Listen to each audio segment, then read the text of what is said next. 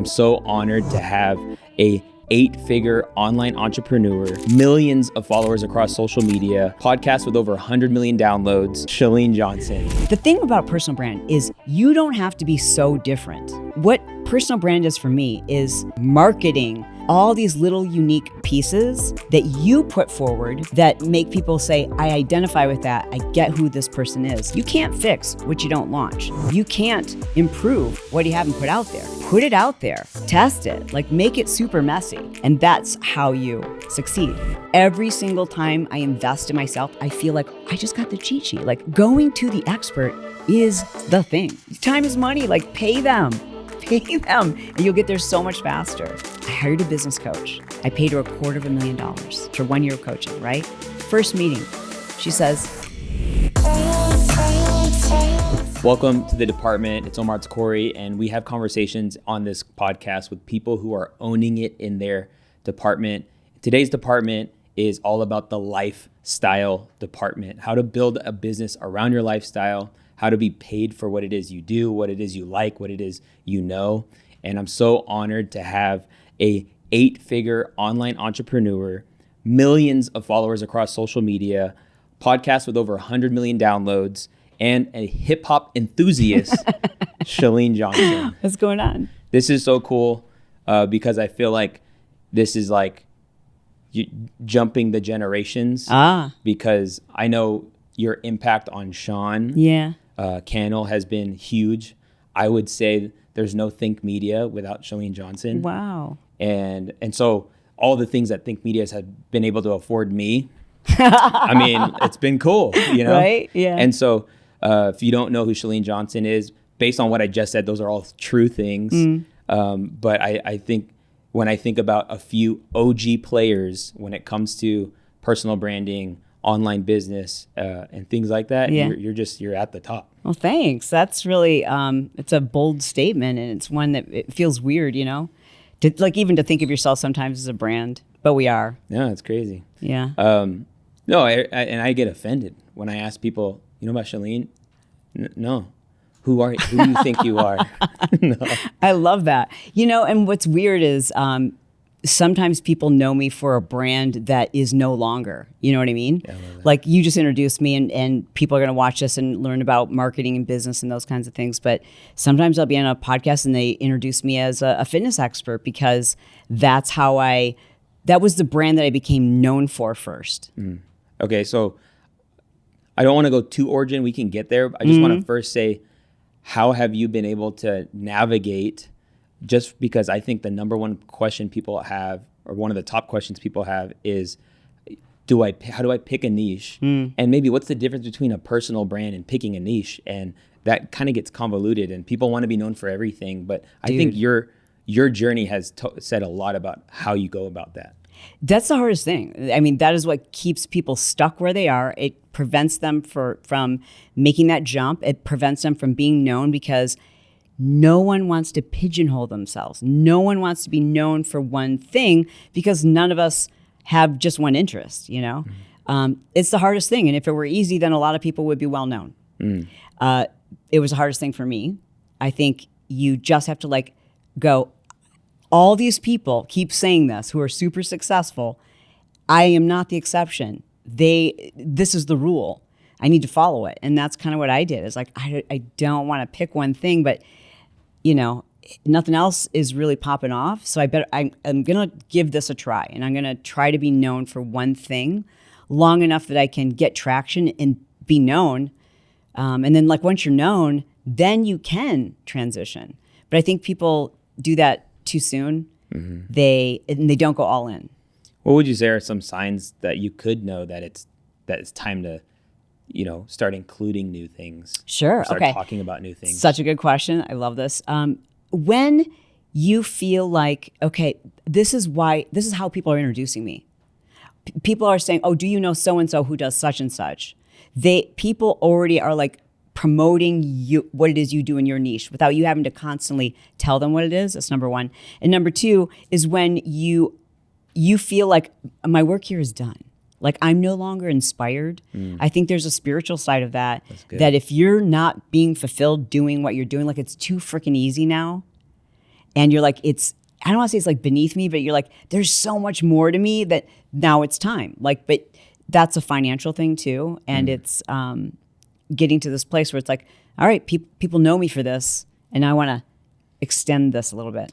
Yeah, and that's kind of the thing I've kind of seen in my journey. Even in this last year, I started coaching. I started a coaching program, and some people joined, and it was priced at a place where people could join because Omar knows the tech and he knows the video stuff. And then some other people joined are like, bro, I just wanted to be a part of whatever it was you're doing. Okay. I respect you. Like, I love how you conduct your life. Were those your longest standing followers, supporters? I would say the people that joined because of me. Yeah. I actually think they were the newer. Oh. And it's because the longest standing people know me for the tech because of Think Media. Yeah. But then when I started taking my personal brand more intentionally on Instagram and showing more of my life, people know that I'm in ministry.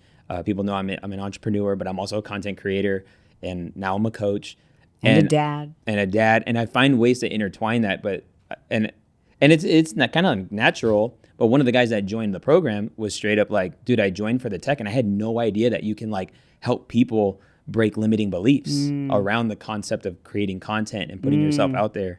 And I was like, that's what I want to be known for. Okay. I want to be known for people knowing that you're the guy who helps people with their content. You know? Well, here's the thing is when you do transition your brand, you have to hammer it into people's heads that this is your brand. And for me anyways, what I needed to do was kind of kill off my previous image.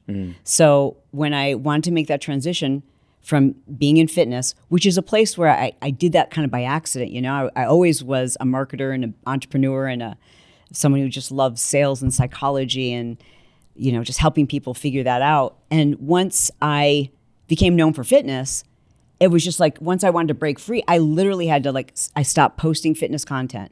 I stopped taking podcast interviews where they wanted to talk about fitness or speaking engagements or appearances that were fitness related.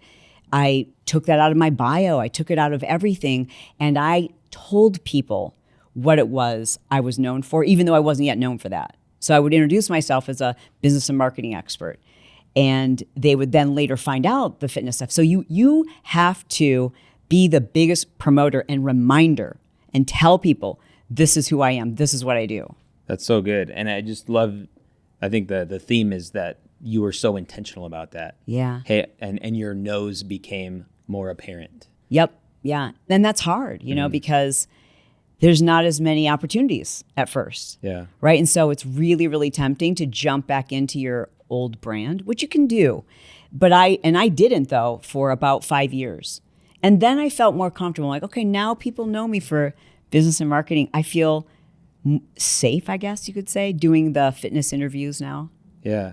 So when you say business and marketing, are you're saying that for the entrepreneur that needs to build that brand, or are you saying for like the person that works in a department for marketing?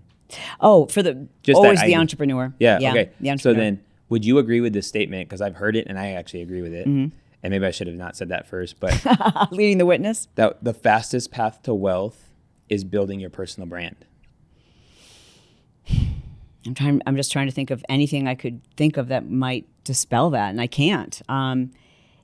It's because it's true even if you're working for someone else. Like your personal brand is how people identify you. It's how they see you. So that's incredibly valuable, whether you're looking for a mate or a promotion, or you're trying to build your own entrepreneurship, your own business, your own brands. So how have you seen this? Because it's becoming more of a generalized term, but it has evolved. And when you start thinking about people in your world that like who has a strong personal brand, who do you think about?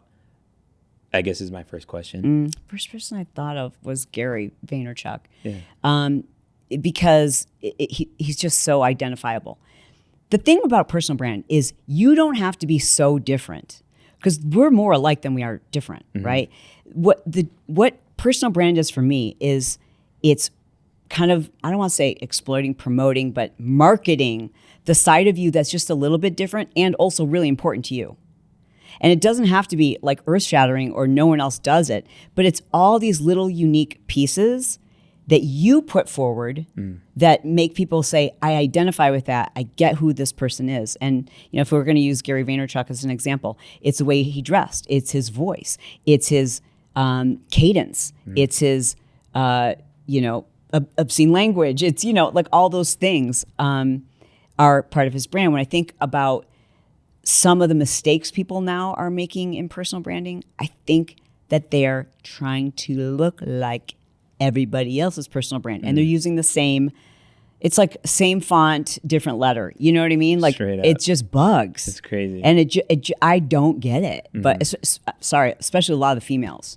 Yeah. It's like weird. Like, are y'all using the same photographer? Y'all using the same editor? Because I can't even, y'all got the same hair extensions. Like everybody looks the same. I'm bored. Yeah. So how have you known because sometimes people do that because they feel like they don't want to miss out on the trend.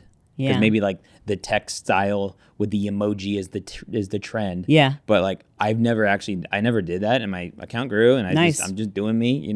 Yep. Black and white box. I like it. But how do you distinguish between like, okay, that's a trend that I should do, and like that's a trend that's stylistic that maybe. For me, I can just say when I see something that kind of bugs me and it feels like I'm seeing a lot of it, why would I do that? Like if it bugs me.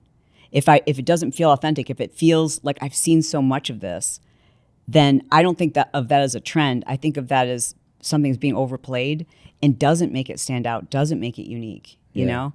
And I think that when you're thinking about personal brand, it's not like all of you that you're putting forward, but it's the parts that you're like, I want to attract people who like this too. Right. And it's why like I talk about rap music, and it's why I love talking about the fact that I have ADHD, because I like working with easily distracted people because they're not as annoyed by me as someone who has extreme focus. If you have extreme focus and you're watching my podcast, you're going to be like, she's annoying because I jump around, and the way that I explain things really resonates with someone who's easily distracted and wants to, they can't stand small talk. They can't stand all the little things. So the things I'm going to put out to the world about myself are going to attract people who have those things too and are looking for those qualities and relate to them. And it makes it so much easier to be yourself. No, that's really good.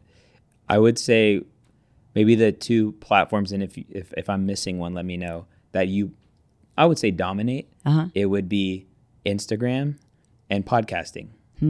Would there be anything else that you would say like, no, dude, I kill this too? Parenting.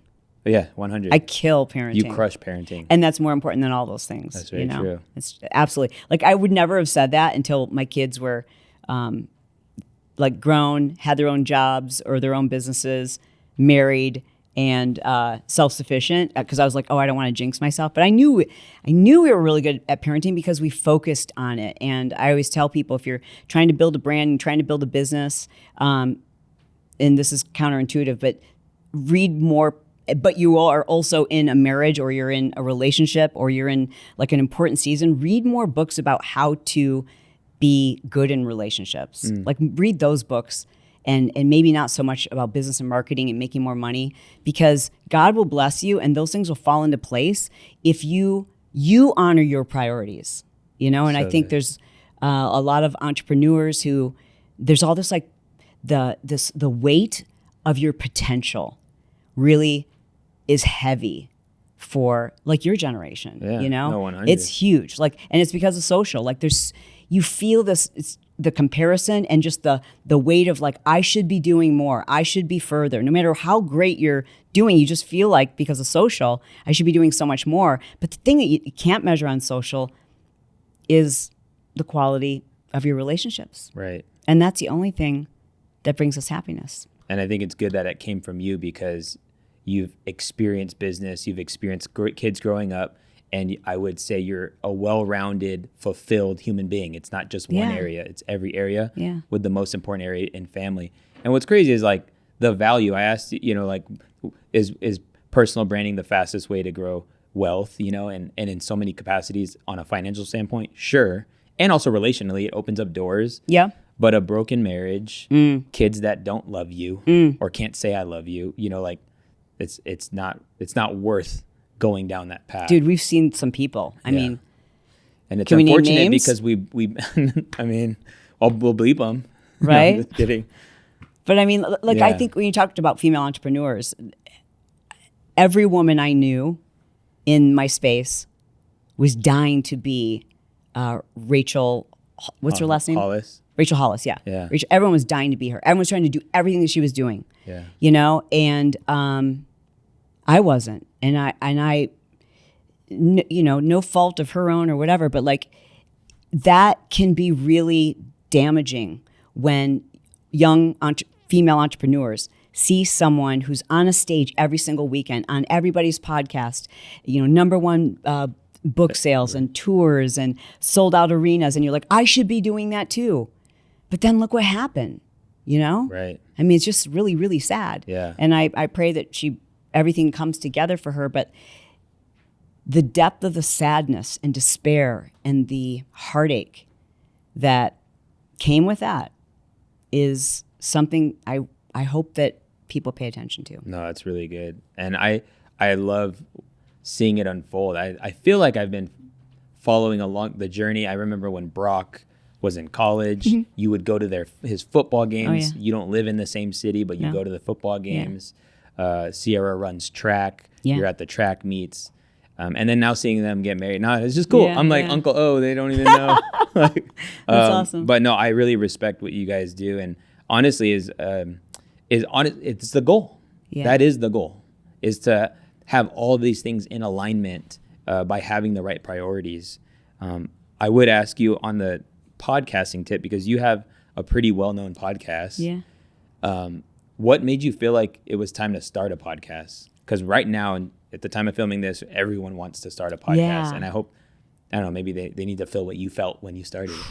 Well, first of all, it's therapy for me. It's like so therapeutic. It helps you process your thoughts, think through ideas.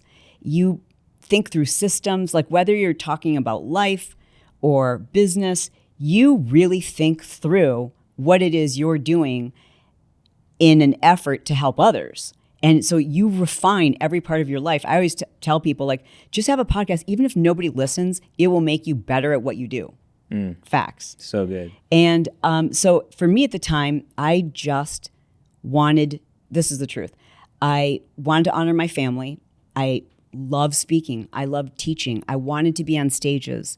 But that was a deal breaker for Brett and I while the kids were young. I didn't do appearances. I would do maybe 1 or 2 speaking appearances a year because I wanted to be there for the games. I wasn't gonna, it's really hard to have a weekend where they didn't have some kind of sporting activity. Yeah. So instead I was like, I can reach more people from this little studio in my house. And then I can record it at 10 o'clock at night after the kids have gone to bed and with no makeup on. And I can reach tens of thousands, millions of people without ever having to get on a flight, without having to negotiate a rate and stay in a hotel room and be away from my family. And yeah, it wasn't the same ego stroke, you know what I mean, as getting on a stage and having people like applaud for you and ask for your autograph or whatever. But it fed my soul, and more importantly, it allowed me to be present. So good. And so you went all in audio only. Yeah. What were the things you did to get it to grow? Kept doing it. Yeah. Just consistency.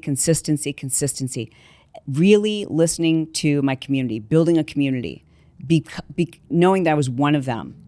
And whatever it is I was going through, they were going through typically, right? So I've got a lifestyle podcast and a business podcast. And the same was true for both. Like if it was a business podcast, it was just like, what's everybody struggling with, And I kind of started it when online entrepreneurship, digital marketing was relatively new. So we were all kind of learning, like, what's an opt-in page and what's this email list thing we need to start building? Like, why is that more important than how many followers I have on Facebook? And then it was just really listening to the community and letting them direct the content, listening to them. How long do they want the episodes? How often do they want to hear interviews? Like, what do they want? Yeah. And really just talking and being honest with them. Yeah, I love that. I love that you said that it was like therapeutic too, because that means you're going to keep going back to it. but a lot of people probably struggle with the idea of starting a podcast all by themselves. How did you hold What do you mean all by themselves? Just like literally, I mean, was every episode an interview? Oh, no. I would say probably pretty quickly my audience didn't like the interviews. So I had to be really intentional about my interviews, and I still am really intentional about my interviews. They still want me to interview the person and then give them the cliff notes, you know? So. Well, I mean, because I ask, because like, it's hard to start a 2-person podcast if you don't have that second person, or if you don't have people you can interview. Yeah. So like, how would someone doing a solo podcast carry a podcast through? Like, what are some things? Fair use clips. That's what I would do. What does that mean? So if I want to do a podcast on, say, personal branding, and I can't get that expert on the show with me, or maybe, and it's difficult to do, right? It's not easy because now everyone's got a podcast and everyone's looking for the same guests. So what I would do is I would craft that podcast script, and then for all the points, maybe I don't have the credibility or the chops yet or the receipts, but if I'm saying like, your personal brand is your calling card, it's your ATM machine, then what I would find is someone with authority, and I would find a clip of them saying something that puts an exclamation mark after my point, and now here's this and I'm now putting this collection of little tiny clips together of the experts who are kind of making my point. I love episodes like that. Dang, that's genius. I don't know why I have never listened to an episode where somebody was taking these excerpts and then commentating. I figured that out kind of by accident, because I would bring on a fascinating guest, and especially this is really special with YouTube. Once we took the podcast to YouTube, thanks to Think Media, we saw really quite clearly how much people don't want me to interview someone. They can't. I can't keep them. The retention dropped off significantly. Views were always maybe a tenth of what a regular video was. So then when I started doing it, I'm like, okay, let me take the same topic. I know the 4 or 5 experts that I could interview on this. And sometimes I reach out to them and say like, hey, I'm going to feature your content. Here's some of the clips. But sometimes I just use, fair use. And fair use in podcast world, does that still 8 seconds and under, or can it be longer? We've used longer. Okay. Yeah, but typically it's really favorable. I don't know that any podcaster Why would wouldn't be. you want exposure? So we're usually like promoting their book. We're promoting their YouTube channel. So we're using another YouTube clip. We're linking to the original video. So most of the time I've never had any trouble with it, but yeah, we just use like a little snippet. You want it to be short and concise. Like I did this episode on Ozempic, and there were so many great clips in it. Just clips from the news, clips from doctors, clips from a variety of experts, registered dietitians, people who use it, people, like the pros, the cons. I could have never gotten that from sitting down with one person. That's so good. I love that. It's like such a hack. Yeah. It makes it almost better, pretty much. It's interesting. Yeah. So did you start creating a program for people with Marketing Impact Academy after you put yourself out there and started marketing yourself and doing content? Yeah, good question. So I started the Marketing Impact Academy when I realized that I wanted to step away from being known as a fitness person and step back into my marketing, just my love of marketing. But the only thing I knew about marketing was nothing digital at that time. Like, I knew infomercials. I knew how to market my own businesses, like in-person businesses, because I did that through college. But what I didn't know how to do was really the digital marketing side of it. So once I started figuring out, okay, I'm going to take all these other workshops, all these other seminars. I'm going to go see all these other coaches. I need to learn how to do this. I need to learn how to grow an email list. Now I need to learn how to, create sales videos. I need to create a sequence of emails that lead to a sale. Like all these things I didn't know how to do. So I spent, I don't know, probably $200,000 on educating myself on how to do those things. And every time I took another course, I realized there's something else I didn't know I was supposed to do. Like, oh, I need to do that first. Oh, I need to do this. And I was like, is there a blueprint or like a playbook, or can someone tell me what the syllabus is to learn all of this? Like what order, so that I'm not wasting time and money. And eventually I just was like, well, I'm going to create that. So and that's really what the Marketing Impact Academy is. It's like, okay, now that I've learned all this, there is an order. And if you're easily distracted, you are going to be tempted to do things out of order. And it's not that they're the wrong things, but they're going to slow you down.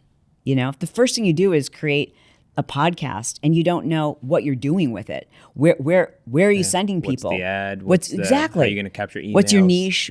All of these things. That's great, but eventually that will diminish your confidence because you'll be like, yeah, I tried that and it didn't really go anywhere. And always that I attribute that because people no longer find the value in it, and usually you don't find the value in it because it's not generating any income. Right. And so Marketing Impact Academy has done heaps for Think Media. Put a link to it in the description. Nice. And I will sign up for an affiliate. Turn up. Okay, so you meant it's Marketing Impact Academy. You love marketing. What is marketing, and what is marketing versus sales, and what is marketing versus brand? Dang, could you have sent me this question in advance so I could sound really witty? What is marketing? Marketing it's different now, today. I think marketing used to be sales. And today I think marketing is helping people understand what something is so they can make a decision themselves, right? And it's helping them understand like how this is transformative for you, how this can help you, how this is different, and some of the nuances because, you know, there's a lot of competitors offering the same thing. Right. So it's getting really good at knowing what people need to know about this thing that you have, this thing that you do. I think sales is helping people make that decision without tricking them into it, without conning them into it, without selling them. You know, that's selling. Nobody wants to be sold to, but we love to buy. Right. We love to buy, but yet we're so afraid to sell. And that's because all of us have had the experience of being sold to.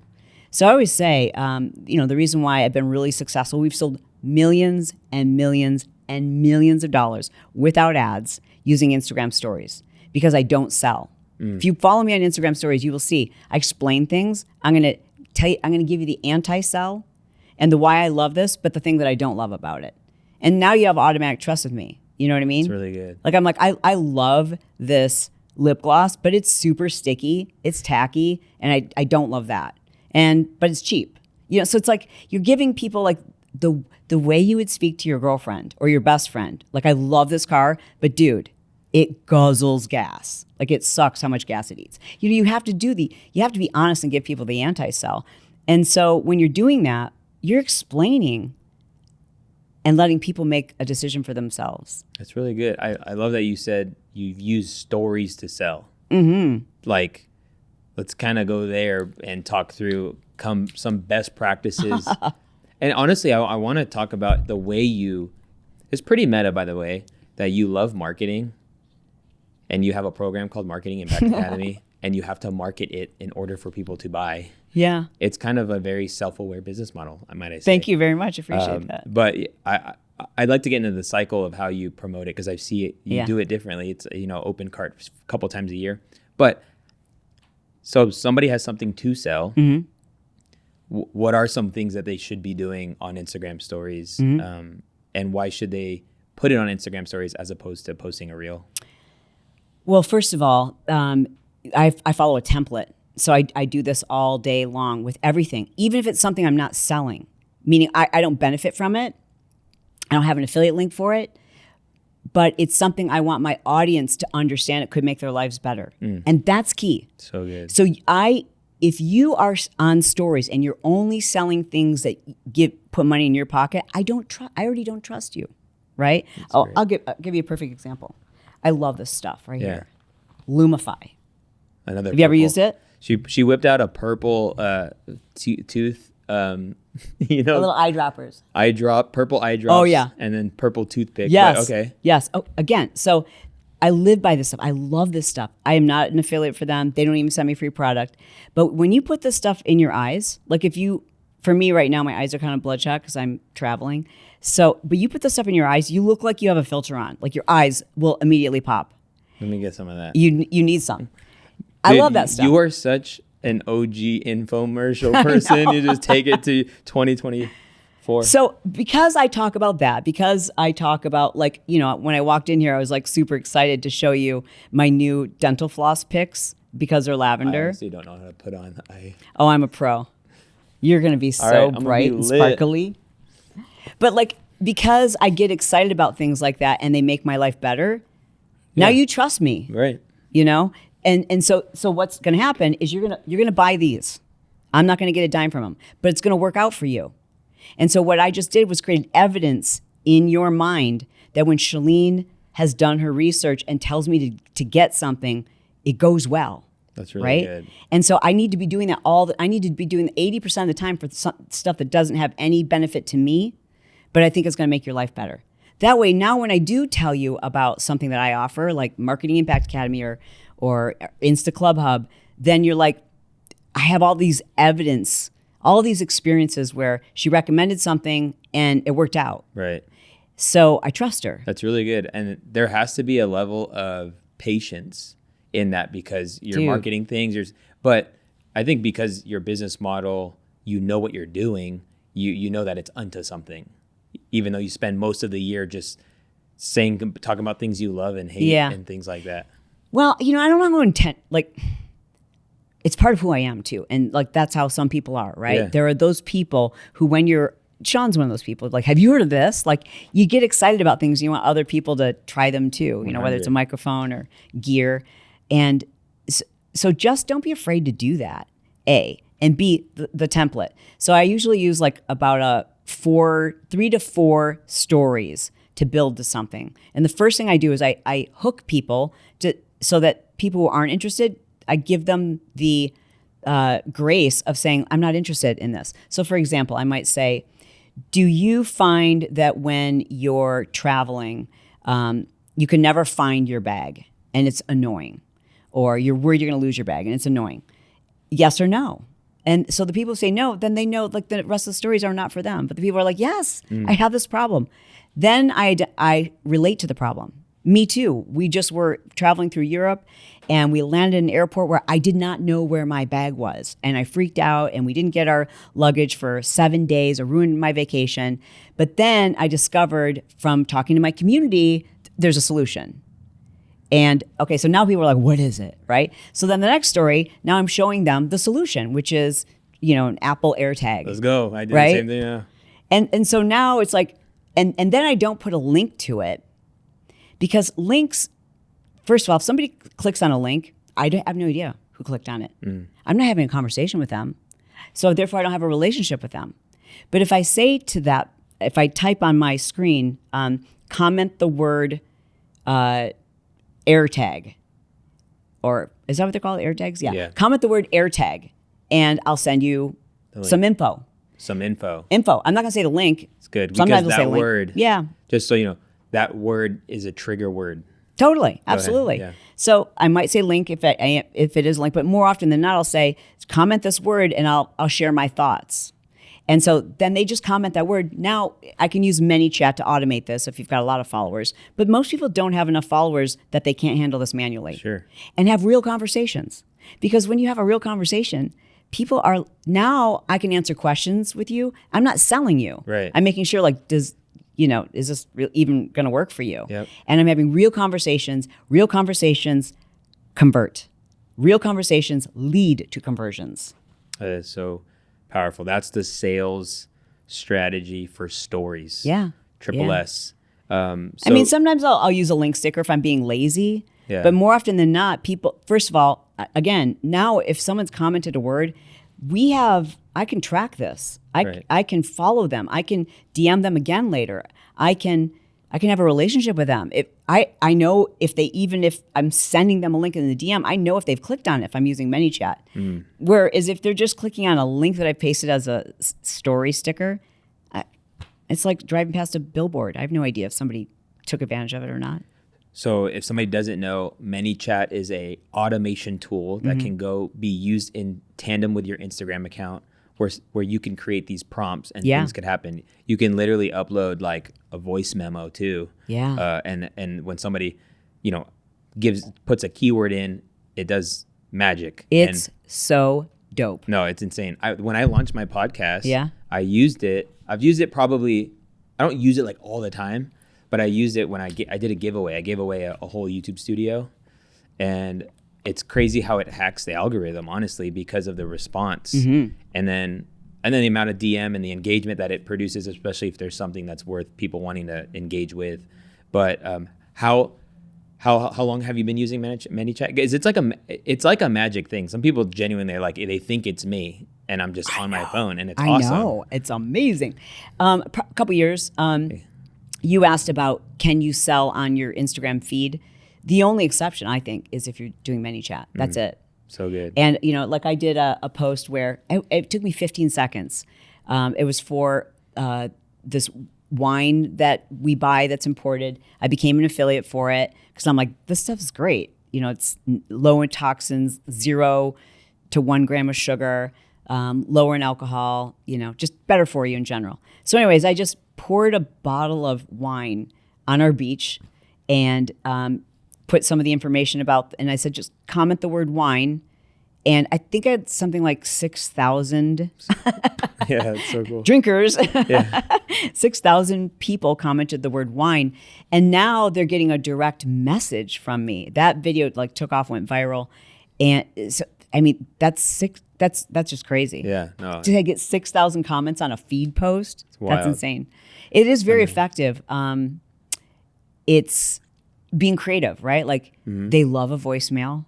They love, don't sound salesy. Right. Even in the wine DM, I remember I said to them, one of the disadvantages with this company, I would say, is that you have to buy a subscription, but you could always cancel it. That's what I said to them. 'Cause that is a bummer. You know, I wanted, if you just want to buy one bottle of wine, they don't let you do that. So you just got to be honest with people. I love it. I love that you have so much fun with this. Yeah. People think this thing is a drag. Yeah. And then they pay a lot of money to make somebody else do the thing. Yeah. And you've been able to, tap into a way of promoting in such a fun way and I would say tasteful way where people actually like following you. Yeah. Well, thanks. That's really a nice compliment.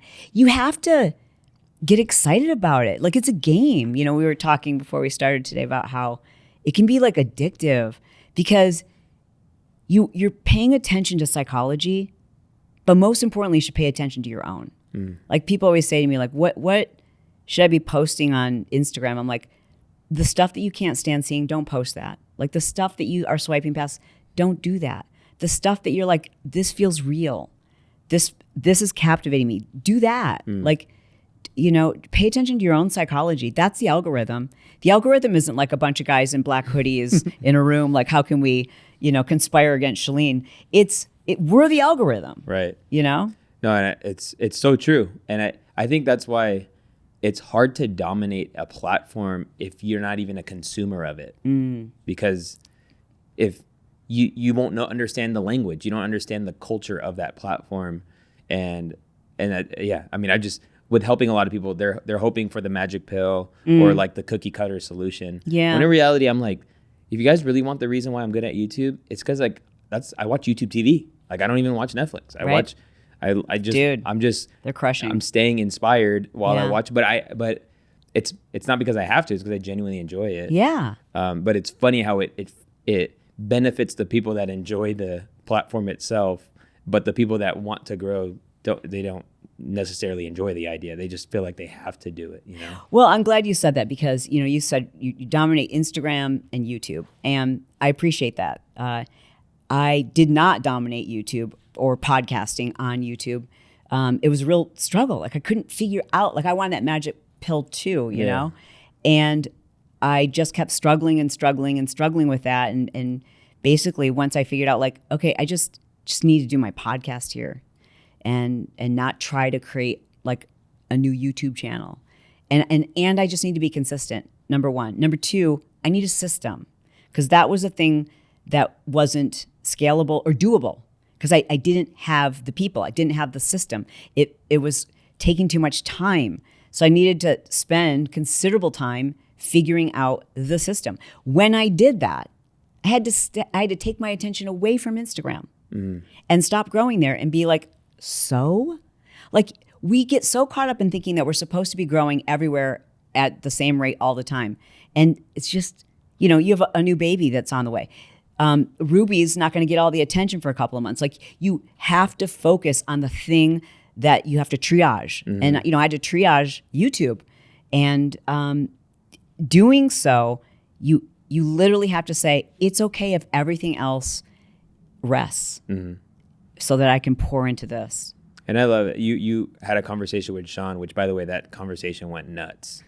You know, about, you know, like the podcast you guys did together in like February. Yeah, I didn't know that. I think it has like 400,000. He could tell me, you know, he should probably send me a thank you card or something. No, facts. Right? Like, it's his #1 most viewed podcast. Are you kidding me right now? Oh, no, he's going to hear from me today. But that you say, like, if you had the perspective of never growing again, what would you do? You would re-engage those who currently follow you. Yep. So there's so much, you know, catering that you can do or caring you can do without and having... I think long form, dude, is like, here's what we know.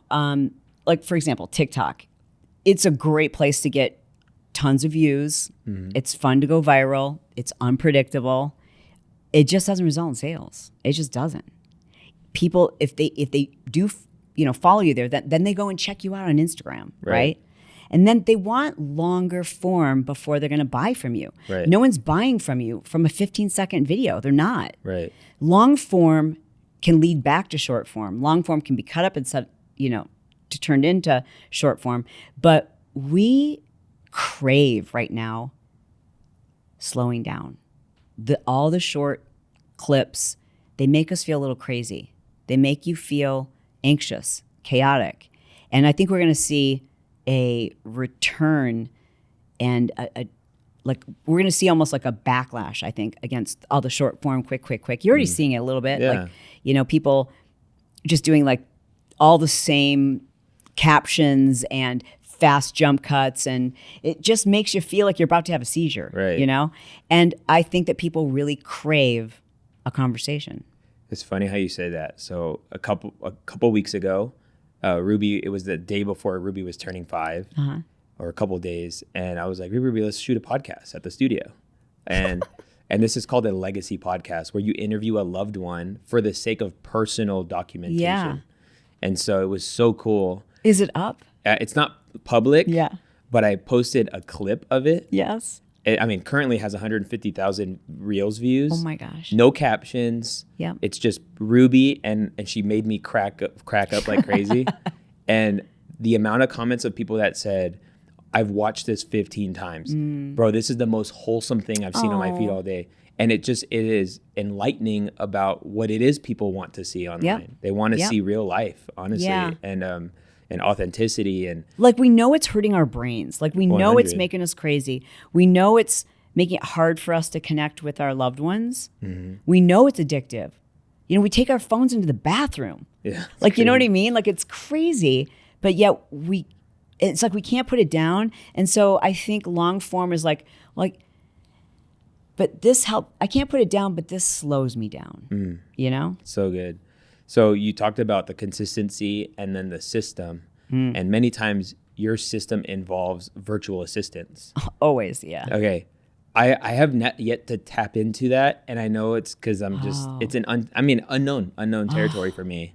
So yummy. And so, yeah, what would be like... Shout out to Paul and Noy, and oh my God, our team is so good. Jules, I love you guys. Like, they're amazing. How do you find a VA? And I don't know, like, you've built a lot of your business around using Okay, that. you got me excited. All right, let's go. Here we go. So number 1, you put out an ad on Upwork or wherever you want, and you hire 5 or 6 people to do the same job for a project. Wow. So for example, when I was looking for YouTube editors, I hired 5 of them at the same time to edit the same video.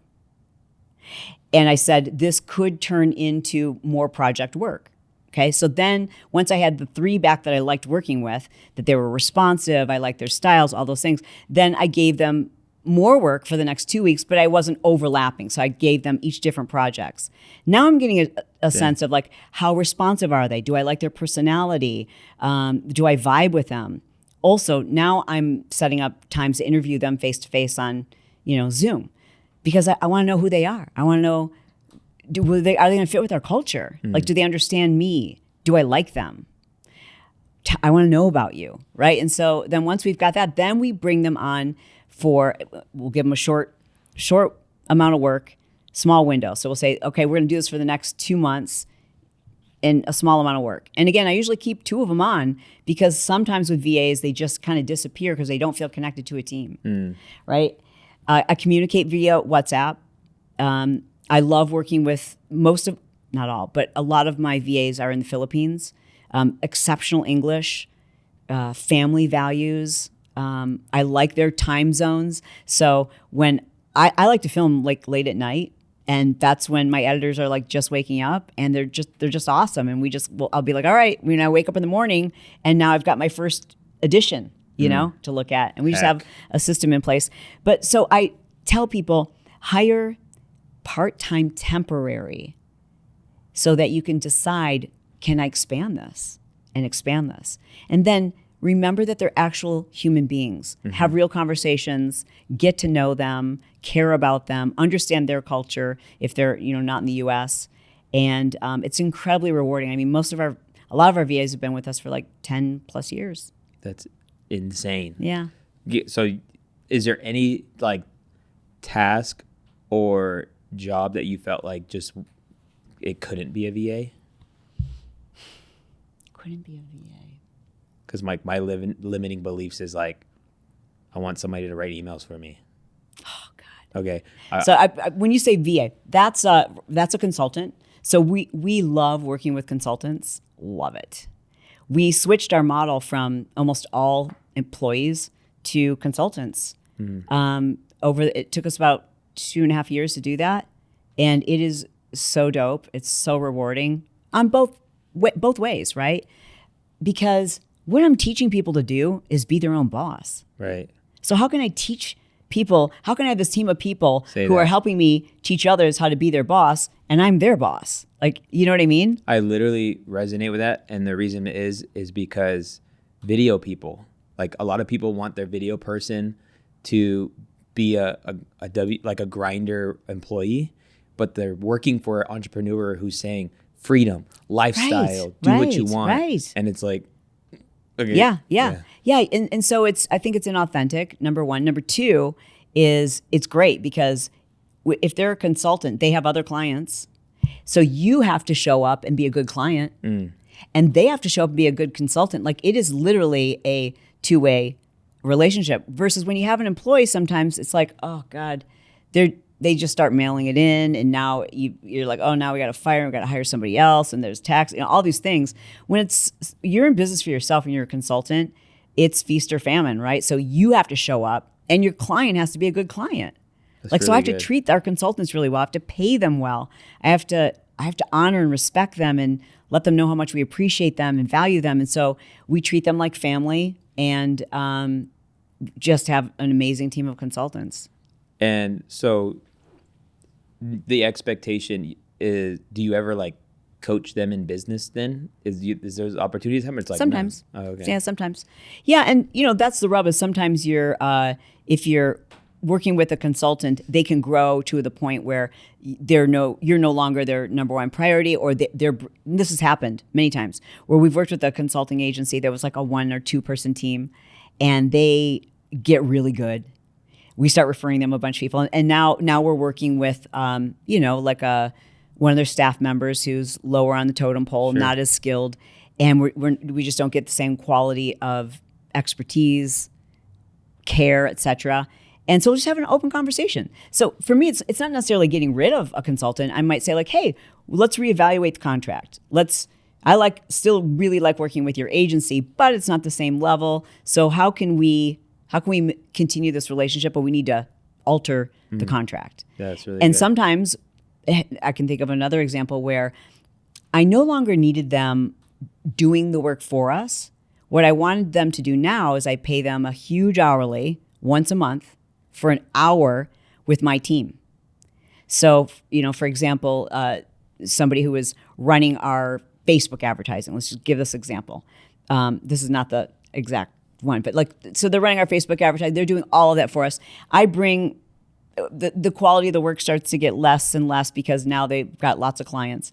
So then I start bringing other consultants on to learn how to do that. And I pay the consultant who I originally hired to teach them. It's good. My consultants how to do that. I do this all the time.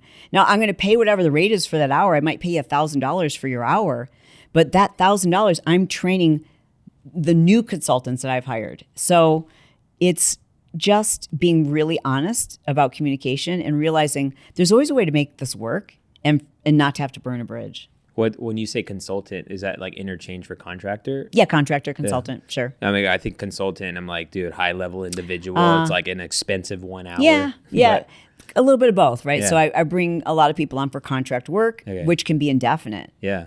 You know? No, that's really good.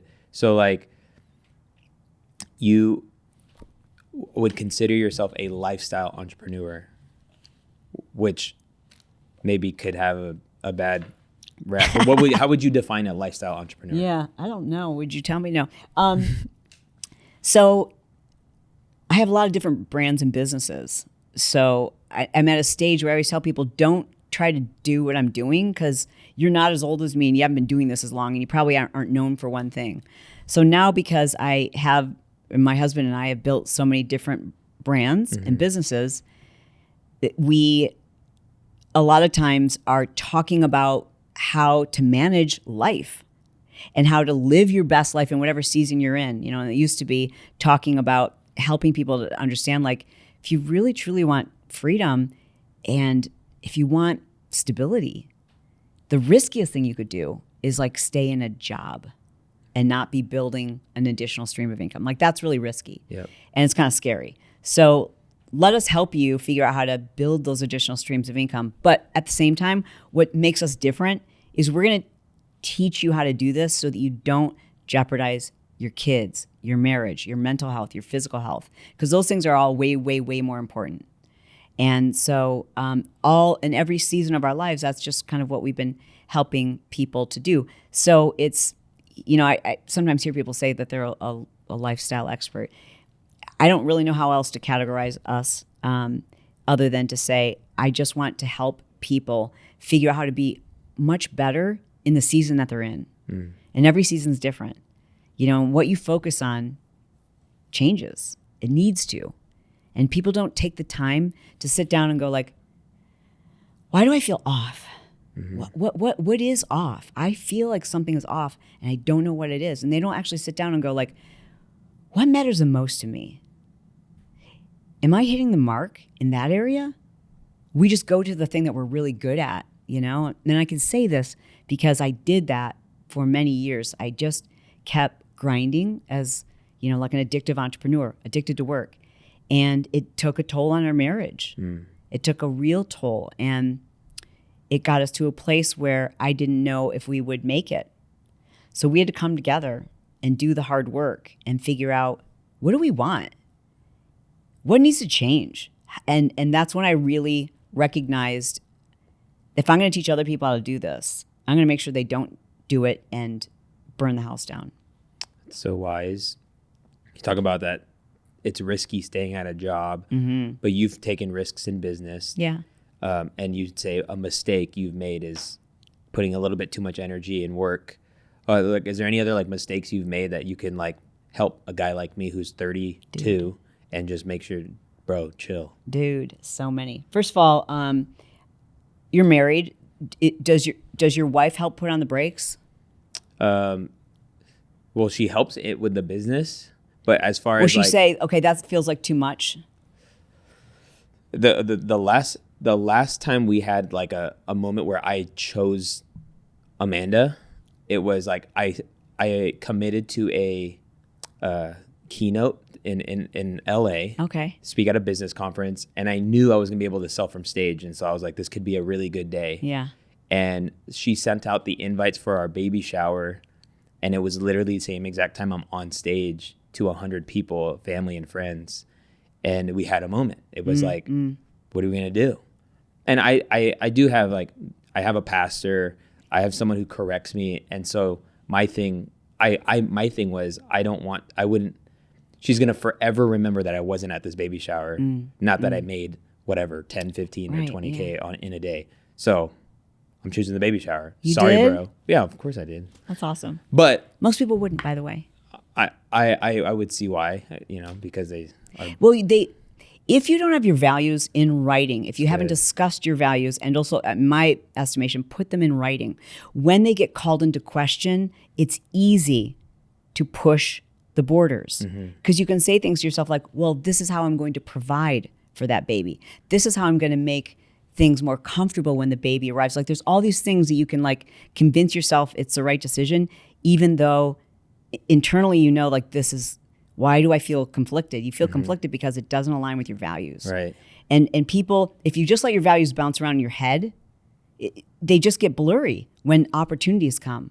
So my suggestion would be to, if you have a significant other, sit down with them and ask them, sit down and really write out like what matters to us. Give specific examples. If this comes up, what would we do? How would we handle it? We called it a priority clarity statement, Brett and I. That's good. And we still do it regularly. Every season, you have to reevaluate that, right? So we just made very clear decisions on and put those priorities in writing so that when those opportunities came, because like I was at the peak of my career when my kids were little. That's when and you just feel like all these things are never going to come my way again. It's crazy. But they will. Yeah. But what will never come your way again is the opportunity to get it right as a parent. That'll never happen again. You don't get a do-over. Dang. Say that. Speak the truth. I had a brain fart. Let's think for a hot second. Yeah, I would also okay. say delegating too. Like, man, that's taking the time to get your time back, because it takes time. Every person that you bring onto your team gives you more time with your family, gives you more time with yourself, gives you the time to be creative, gives you the space to do what only you can do. But we get going so fast that we're like, oh man, I need that, but I don't have the time to find someone to give me back my time. But you can't afford not to do that. That's really good. And like you're just a very patient individual. I think meekness, which is one of the fruits of the Holy Spirit, is power under control. And I see the way you promote your program in like 2 years, like very hard 2 times a year. Yeah. And then the rest of the year, you're kind of just building the brand. You're posting about eye drops and flossers. Yeah. Yeah. How did you arrive to a model like that where you essentially promote 2 times a year? Sometimes we don't. Like right now, we were going to do a promotion right about now, and we decided not to because I want to rebrand the program. I think that the industry is changing, and so therefore, I just go by what feels authentic and right. So there's been times where we haven't promoted it all that year because I felt like I needed to spend more time developing the programs that were in it. That's good.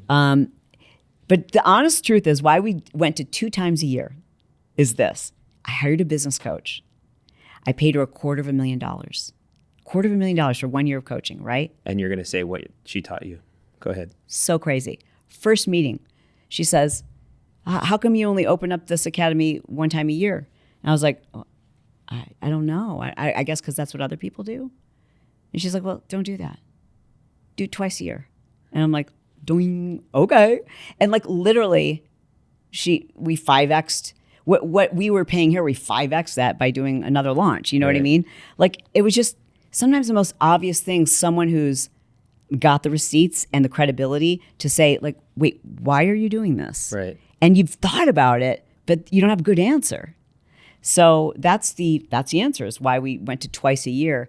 Nonetheless, I still, if it doesn't feel right that year, if we've got other things I want to pour into, I will never sacrifice my mental health or my relationship with my family to make a buck, ever. That's good. What? So you paid this person. You obviously in value investing in yourself. Yeah. How much have you invested in yourself? Dude. Because I think a lot of people that actually know me don't know the power of coaching. Oh. I joined my first like mastermind this year and it was like a hefty investment, but I'm so grateful for it. I already made the money back. I mean, now I'm coasting, like kind of type idea. But yeah, so I in excess of probably 2 or 3 million. That's fire. That's kind of crazy when you That's think such a about like cool- how much a MBA would cost from Harvard or whatever. Yeah. I asked Sean that same question recently, and I don't. The reason why is the first person I invested with was Brian Tracy, and I drove around listening to his audio cassettes in my car. That's how long ago it was. And I remembered in one of those cassettes, he said that for every dollar you invest in business and personal development coaching, you receive on average a $7 return. And I thought, okay. So here I bought this like $99 cassette program. And sure enough, like I was like, oh, I made like 10 times that from this little program. And so I just kept testing it. Like, well, what if I paid for a seminar? What if I paid for a workshop? What if I paid for a 3-day intensive with Brian Tracy? And that was the biggest check at the time, was $17,000. And I went to a 3-day workshop with him to learn how to become a best-selling author. And even though I spent that money and it was valuable, I still learned at that workshop that I still needed to hire more people. And every single time I invest in myself, I feel like I just got the cheat sheet. Like going to the expert is the jam. Like that's the thing. There's no shortcuts. But the long way is try to figure things out yourself. Like go to the person who's already figured this out. Time is money. Like pay them, and you'll get there so much faster. I love that 7x return on every dollar you invest in yourself. Has that been true for you? I mean, in less than a month of the investment I made, I 2x'd it. Yeah. And I think it's because it creates a void in you that like, I need to do something about this. Yeah. At least that's what I felt. And so I need to put another offer out there. I need to test something. It made me do something. But I would ask you the question, because there are people that are like educational snobs and they just like learning and absorbing, but their implementation or the speed of implementation is fairly slow. I would even say in some cases I overthink. So even though I know the information and I'm pretty sure it's something I need to do, I'm just kind of slower to implement it. But that's fear. Yeah. Yeah, that's just fear. Yeah. Okay. And I mean, we have those lifelong students and they drive me crazy. They really do. They keep me up late at night. I want to refund their money and I also want to give their parents a good lecture, because the reason why those people are afraid to pull the trigger is because someone has done a number on their confidence. So they believe everything has to be perfect. It's got to be you've got to make it messy. You can't fix what you don't launch. You can't improve what you haven't put out there. And you're not going to make any money on this thing that you just keep worrying about. Is it the right font? Are there typos? Is this the right thing? Like, put it out there. Test it. Like, make it super messy. And that's how you succeed. But most people think if I just keep investing and investing and investing and learning, like there's going to be this magic moment whenever. No, you have to fail as fast as you can and as frequently as you can. So good. And then the last thing I just want to cover is you talked about how the industry is changing, or like you could feel a change in online education and coaching. Yeah. So what would you see are those changes? I think that becoming an online entrepreneur was a lot easier 10 years ago, because social now is so complicated, right? Like, think about Instagram. It used to be just post a square photo. Right. Now it's Instagram Shorts, and it's ManyChat. We're talking about DMs, and we're talking about going live and your bio and reels. Threads. And all these things, right? That in and of itself is like full time. So now if I have someone who's brand new, especially someone who is my avatar. So she's 40 years old, 45 years old. She knows she has something to offer the world. She knows she wants to start something of her own, but she has never done this before. That's quite a learning curve. That's a heck of a learning curve compared to what it was 10 years ago. There's so much to teach. There's so much to learn. And I'm getting the sense it's too much to learn for some. And so I think there will always be those people who are like, I want to figure it all out myself. And I think there's going to be those people who are like, can you do it for me? And let me just plug in me. And so I think that we're going to see a lot more done for you and done with you. I think that the power of courses is still going to be there, right? But I also think that a lot of people are going to want to go directly to the source, so you can tell me specifically about my situation, what I need to do. It's good. Because a lot of people can't figure that out. Like, you can tell them all the different ways to figure out your niche, but they're like, but can you just tell me what it is? Yeah, right. You know? So That's really I think there's going to be a lot more need for personal coaching and done for you services. The pendulum. Yeah. It always swings. Yeah. That's good. Thank you so much for being on. So fun. That was such an enlightening conversation. Really? And I respect everything you do, but more than that, respect who you are. And every time I see you guys, I'm like, golly, that's goals.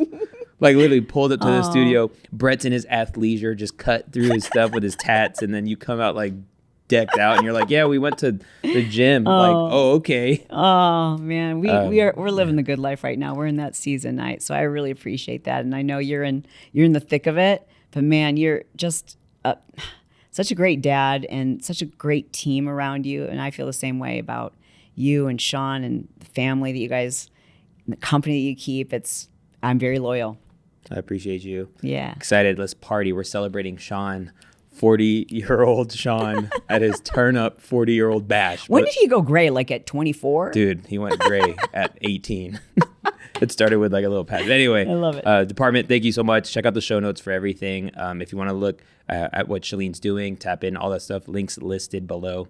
But thank you so much. We'll catch you in the next episode.